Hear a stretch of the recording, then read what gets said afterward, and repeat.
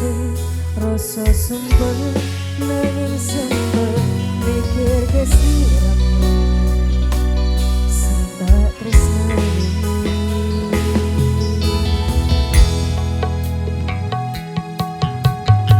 Ning pungkasan rembulan wengi iki atiku isih milih berjuang bertahan korban ati perasaan kanggo sliramu.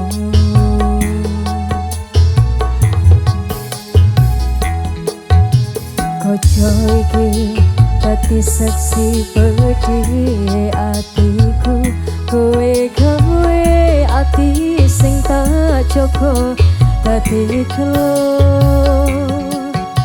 pola bali kowe sing salah nanging aku sing disalahke.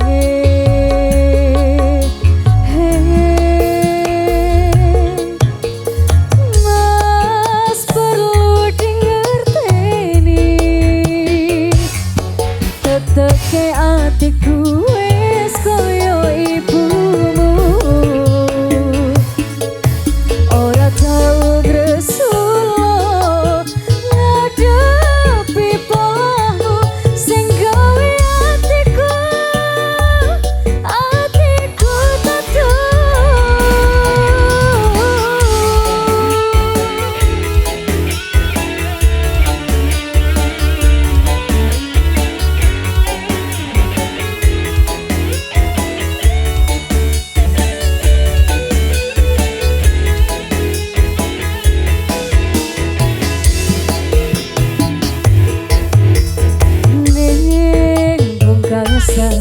Srengenge sore iki atiku isih rasa sumpet nanging sumpet mikir kesiramu sing tak tresnani.